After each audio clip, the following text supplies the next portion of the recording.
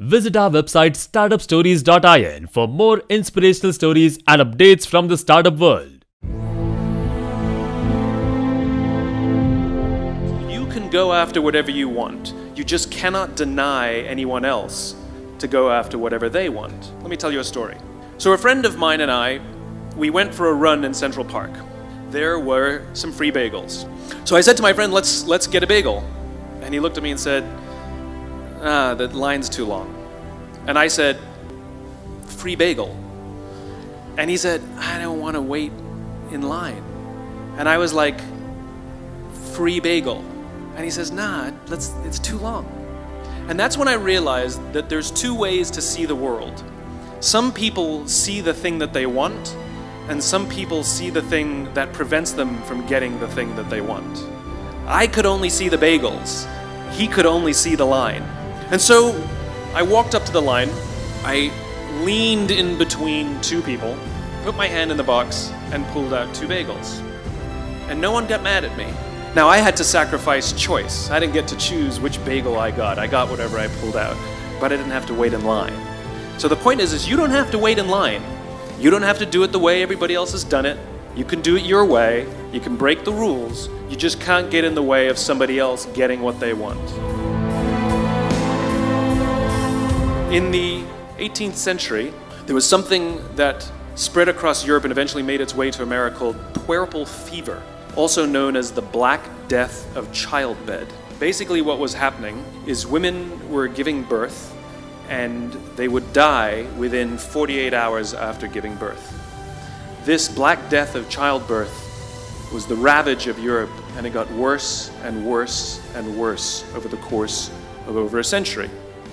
In some hospitals, it was as high as 70% of women who gave birth who would die as a result of giving birth. But this was the Renaissance. This was the time of empirical data and science, and we had thrown away things like tradition and mysticism. These were men of science, these were doctors. And these doctors and men of science wanted to study and try and find the reason for this Black Death of childbed, and so they got to work studying, and they would study the corpses of the women who had died. And in the morning they would conduct autopsies, and then in the afternoon they would go and deliver babies and finish their rounds. And it wasn't until somewhere in the mid-1800s that Dr. Oliver Wendell Holmes, father of Supreme Court Justice Oliver Wendell Holmes, realized that all of these doctors who were conducting autopsies in the morning weren't washing their hands before they delivered babies in the afternoon. And he pointed it out and said, guys, you're the problem. And they ignored him and called him crazy for 30 years. Until finally somebody realized that if they simply washed their hands, it would go away. And that's exactly what happened. When they started sterilizing their instruments and washing their hands, the Black Death of childbed disappeared. My point is, the lesson here is, sometimes you're the problem. Take care of each other. The United States Navy SEALs are perhaps the most elite warriors in the world.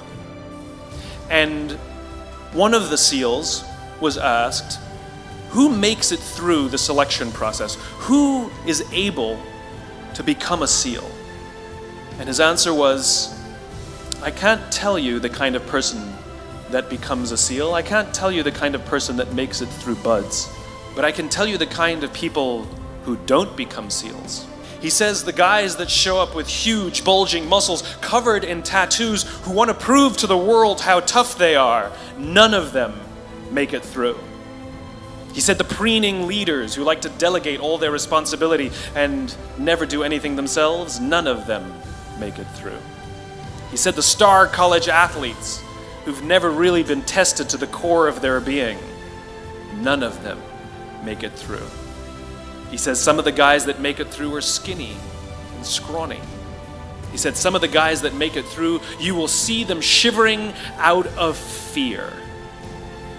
He says, however, all the guys that make it through, when they find themselves physically spent, emotionally spent. When they have nothing left to give physically or emotionally, somehow, some way, they are able to find the energy to dig down deep inside themselves, to find the energy to help the guy next to them. They become SEALs, he said. You want to be an elite warrior. It's not about how tough you are. It's not about how smart you are. It's not about how fast you are. If you want to be an elite warrior, you better get really, really good at helping the person to the left of you and helping the person to the right of you. Because that's how people advance in the world. Learn by practicing helping each other. It'll be the single most valuable thing you ever learn in your entire life. To accept help when it's offered and to ask for it when you know that you can't do it. The amazing thing is, when you learn to ask for help, you'll discover that there are people all around you who've always wanted to help you. They just didn't think you needed it because you kept pretending that you had everything under control. And the minute you say, I don't know what I'm doing, I'm stuck, I'm scared, I don't think I can do this, you will find that lots of people who love you will rush in and take care of you. But that'll only happen if you learn to take care of them first. Nelson Mandela is a particularly special case study in the leadership world because he is universally regarded as a great leader. He was actually the son of a tribal chief, and he was asked one day, "How did you learn to be a great leader?" And he responded that he would go with his father to tribal meetings, and he remembers two things when his father would meet with other elders. One, they would always sit in a circle. And two, his father was always the last to speak. You will be told your whole life that you need to learn to listen. I would say that you need to learn to be the last to speak. I see it in boardrooms every day of the week. Even people who consider themselves good leaders, who may actually be decent leaders, will walk into a room and say, here's the problem, here's what I think, but I'm interested in your opinion, let's go around the room. It's too late. The skill to hold your opinions to yourself until everyone has spoken does two things. One, it gives everybody else the feeling that they have been heard. It gives everyone else the ability to feel that they have contributed. And two, you get the benefit of hearing what everybody else has to think before you render your opinion. The skill is really to keep your opinions to yourself. If you agree with somebody, don't nod yes. If you disagree with somebody, don't nod no. Simply sit there, take it all in, and the only thing you're allowed to do is ask questions so that you can understand what they mean and why they have the opinion that they have. You must understand from where they are speaking, why they have the opinion they have, not just what they are saying. And at the end, you will get your turn. It sounds easy, it's not. Practice being the last to speak. That's what Nelson Mandela did.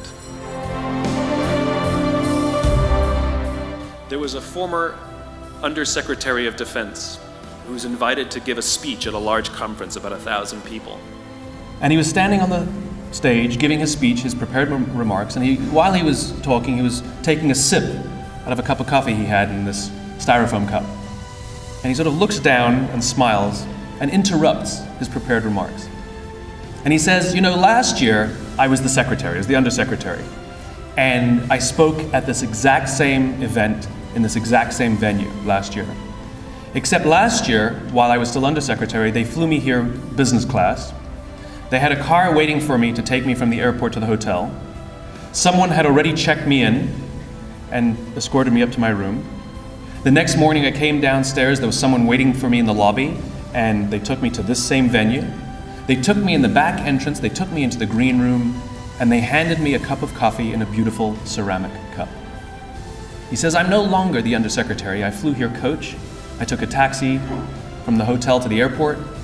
I checked myself in. This morning, I took another taxi to the same venue. I walked in the front door. I found my way to the backstage. And when I asked somebody, do you have any coffee? He pointed to the coffee machine in the corner.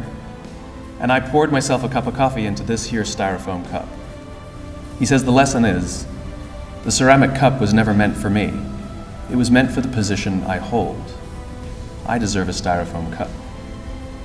We all deserve styrofoam cups. As you become more successful, as you do well in life, you will be afforded many advantages. People will call you sir and ma'am, they'll carry your luggage, they'll hold doors open for you, they will bring you a cup of tea without you even asking for it. But it's not meant for you. It's meant for the position you hold. And when you move on, they will give all those things to the person who replaces you. Never, ever forget that you only ever deserved a styrofoam cup.